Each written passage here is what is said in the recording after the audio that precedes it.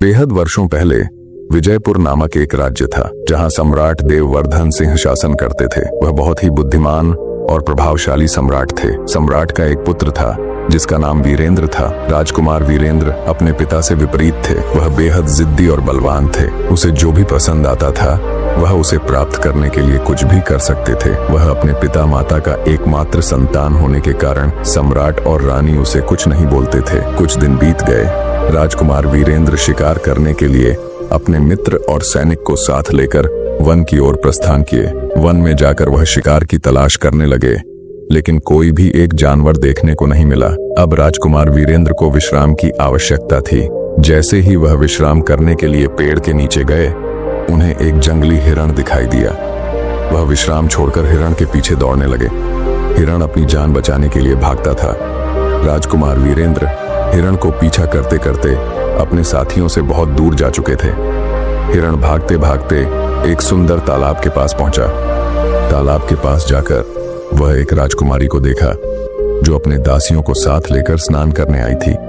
वह हिरण राजकुमारी के पास चला गया। राजकुमार वीरेंद्र राजकुमारी को देखकर हिरण को भूल गया। वह राजकुमारी बहुत सुंदर थी। देखने में कोई स्वर्ग की अप्सरा भी इस राजकुमारी से अधिक सुंदर नहीं होगी।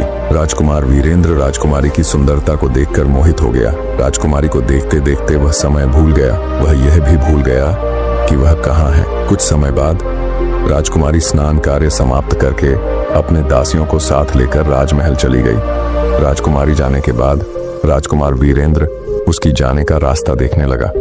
इतने समय हो गया, लेकिन राजकुमार वीरेंद्र का कोई ठिकाना नहीं था। इसीलिए राजकुमार का सैन्य उसे खोजने आया। तालाब के पास जाकर वह राजकुमार वीरेंद्र को इसी अवस्था में पाए। यह देखकर राजकुमार के दोस्त ने पूछा, क्या हुआ राजकुमार, आप यहाँ इसी तरह क्यों हैं? यह सुनकर राजकुमार वीरेंद्र ने राजकुमारी के बारे में सब कुछ बताया। उसके मित्र ने कहा, यह हिमालय की राजकुमारी रत्नेश्वरी है। वह सिर्फ सुंदर नहीं बल्कि बेहद गुणी, दयालु, दानी और रूपवती भी है। अगर आप इसी राजकुमारी से विवाह करेंगे तो तुम्हें और किसी चीज की आवश्यकता नहीं पड़ेगी। यह सुनकर राजकुमार वीरेंद्र बेहद प्रसन्न हुआ। उसके बाद वह अपने मित्रों को साथ लेकर राजमहल की ओर प्रस्थान किए। राजमहल में प्रवेश करने के बाद वह रानी के पास गया। उसने रानी को राजकुमारी रत्नेश्वरी के बारे में सब कुछ बताया। यह सुनकर रानी ने कहा, तुम्हारे पिताजी आज राजमहल में नहीं हैं। वह किसी काम के लिए दूसरे राज्य में गए हैं। वह कल राजमहल लौटे, उसके बाद तुम उसे वह राजकुमारी के बारे में बताना। यह सुनकर राजकुमार वीरेंद्र अपने कक्ष में चला आया। उसे और कुछ संतुष्ट कर नहीं पाया था। वह सिर्फ राजकुमारी के बारे में ही सोचता था। राजकुमार की यह दशा देखकर दासियों ने उस कक्ष में खाना ले आए, लेकिन वह भोजन राजकुमार को शांति नहीं दे पा रहा था। उसे सिर्फ राजकुमारी ही चाहिए थी। वह रात भर सो नहीं पा रहा था। जैसे ही सुबह हुआ, वह स्नान आदि कार्य समाप्त करके अपने पिता की प्रतीक्षा करने लगा। सम्राट देववर्धन सिंह दूसरे राज्य में कार्य समाप्त करके लौटे। राजकुमार वीरेंद्र ने अपने पिता से कुशल समाचार पूछने के बजाय वह राजकुमारी रत्नेश्वरी के बारे में बताया। यह सुनकर सम्राट देववर्धन सिंह खुश हुए। उन्हें लगा, अगर राजकुमार किसी राजकुमारी को पसंद किया है तो यह अवश्य खुशी की बात है। विवाह करने से शायद राजकुमार का मन परिवर्तन होगा और मैं इसे यह राज्य सौंपकर वन की ओर प्रस्थान करूंगा। यह सुनकर राजकुमार को आशीर्वाद दिया कि वह उसकी विवाह अवश्य करेगा। सम्राट देववर्धन सिंह ने हिमालय राज्य को पत्र लिखा, जिसमें लिखा था, प्रिय हिमालय के राजा, मेरे पुत्र राजकुमार वीरेंद्र एक दिन शिकार करने गए थे। वह आपकी कन्या राजकुमारी रत्नेश्वरी को देखकर विवाह करने की इच्छा जताई है। अगर यह विवाह होगा तो दोनों राज्यों में एक गहरा संपर्क स्थापित होगा। यह पत्र लेकर एक दूत राजमहल से निकला और हिमालय के राज दरबार में प्रवेश हुआ। मायापुरी राज्य से दूत राज संदेश लेकर आया है। देखकर हिमालय के राजा बहुत प्रसन्न हुए। वह राजदूत को सत्कार अच्छे से किया, लेकिन वह पत्र पढ़कर बहुत दुखी हो गए, क्योंकि वह पहले ही राजकुमारी रत्नेश्वरी की विवाह उसका निकट राज्य विजयपुर के राजकुमार प्रदीप से तय कर चुके थे। वह अपने संदेश पत्र राजदूत को दिया और राजदूत संदेश लेकर अपने राज्य मायापुरी में लौट आया। संदेश देखकर राजकुमार वीरेंद्र, सम्राट और रानी सब दुखी हो गए। संदेश में लिखा था, महाराज, मैं आपके पत्र पाकर अत्यंत आनंदित हुआ। आपके विवाह प्रस्ताव बेहद खुशी की बात है, लेकिन मैं बेहद दुखी हूँ कि मैं आपके यह प्रस्ताव को ग्रहण नहीं कर पाऊंगा। कुछ दिन पहले मेरे कन्या राजकुमारी रत्नेश्वरी की विवाह विजयपुर के राजकुमार प्रदीप से निश्चित किया गया है।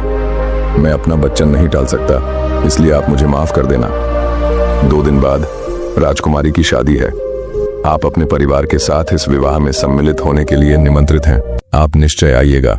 यह सुनकर सम्राट और रानी बहुत दुखी हुए। उन्होंने सोचा, जो हम भाग्य में नहीं है वह कभी पूरा नहीं हो सकता। वह राजकुमार वीरेंद्र को सांत्वना देने लगे, लेकिन राजकुमार बहुत जिद्दी थे। वह यह बात सुनकर बहुत क्रोधित हो गए। वह अपने पिता से कहा, पिताजी, मैं एक बार वह राजा के पास जाकर निश्चित हो जाऊं। सम्राट ने सम्मति प्रदान की। राजकुमार वीरेंद्र अपने मित्र को लेकर हिमालय राज्य की ओर चला।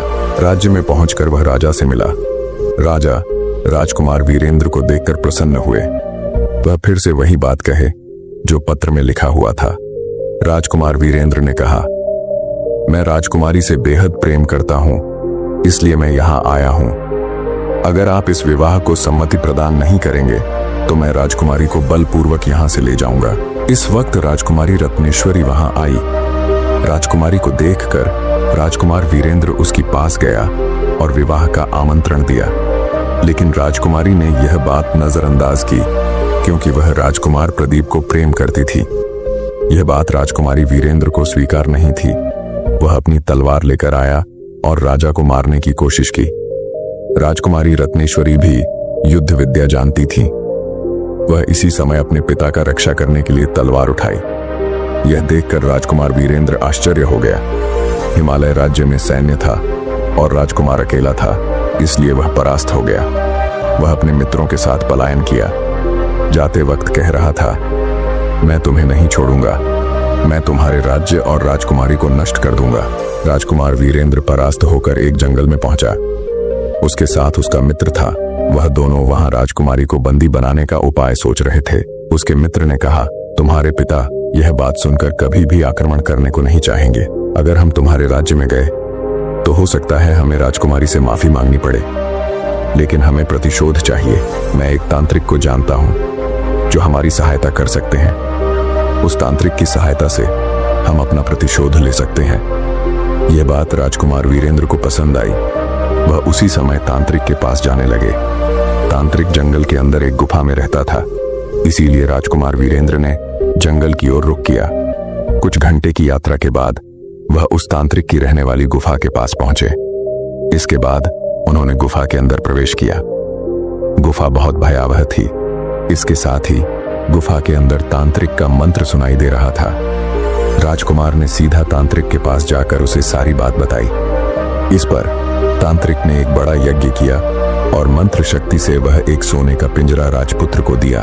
तांत्रिक ने सोने का पिंजरा राजकुमार को दिया और कहा, यह पिंजरा तुम्हारे काम आएगा। तुम्हें जब भी राजकुमारी को बंदी बनाना हो तुम इस पिंजरे का उपयोग कर सकते हो, लेकिन याद रखना यह पिंजरा बहुत शक्तिशाली है। इसका सही उपयोग करो, नहीं तो तुम्हें इसका खामियाजा भुगतना पड़ेगा। तांत्रिक की बातों को ध्यान से सुनते हुए राजकुमार वीरेंद्र ने उसे धन्यवाद दिया और वह पिंजरा लेकर अपने मित्र के साथ वापस मायापुरी लौट आया। राजकुमार वीरेंद्र का मन प्रतिशोध से भरा हुआ था। वह समझ चुका था कि राजकुमारी रत्नेश्वरी को पकड़ने के लिए उसे तांत्रिक के दिए हुए पिंजरे का उपयोग करना पड़ेगा। वह एक दिन हिमालय राज्य में चुपके से पहुंचा और राजमहल के आसपास खड़ा हो गया। जैसे ही राजकुमारी रत्नेश्वरी अपनी सखियों के साथ बाग में घूमने आई, राजकुमार वीरेंद्र ने उस पिंजरे का उपयोग किया।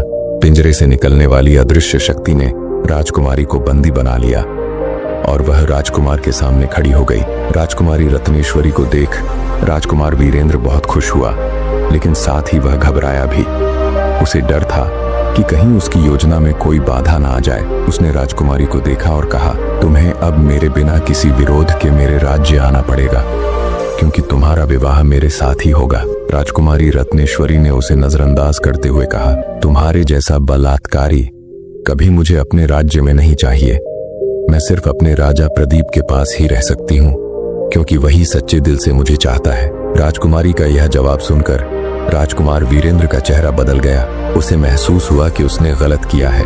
वह राजकुमारी को किसी भी तरह से नहीं रोक सकता था, क्योंकि उसकी आत्मा में न तो सच्चाई थी और न ही प्रेम। वह तांत्रिक से मिले हुए जादू से तंग आ चुका था। राजकुमारी रत्नेश्वरी की बातों ने उसे एक गंभीर आत्ममंथन के लिए मजबूर किया। क्या वह सच में राजकुमारी रत्नेश्वरी से विवाह करना चाहता था, या फिर केवल एक मजबूत और कड़ी सजा के रूप में उसे पाना चाहता था? उसने तुरंत अपनी योजनाओं को बदलते हुए राजकुमारी को पिंजरे से मुक्त कर दिया और माफी मांगी। राजकुमारी रत्नेश्वरी ने उसे देखा और कहा, तुमने सही किया, लेकिन अब तुम्हें यह समझना होगा कि सच्ची प्रेम और सम्मान ही एक रिश्ते की नींव है। राजकुमार वीरेंद्र ने दिल से महसूस किया कि उसके जीवन में सिर्फ शक्ति और प्रतिशोध का ही प्रभाव था, लेकिन अब उसे यह समझ आ गया कि सच्चे प्रेम के बिना कुछ भी अधूरा होता है। उसने राजकुमारी से वादा किया कि वह कभी भी किसी के साथ अन्याय नहीं करेगा और अपने राज्य में प्रेम, शांति और सद्भाव की स्थापना करेगा। राजकुमारी रत्नेश्वरी ने उसे माफ किया और वह वापस अपने राज्य लौटी। राजकुमार वीरेंद्र ने भी अपनी अगर आपको यह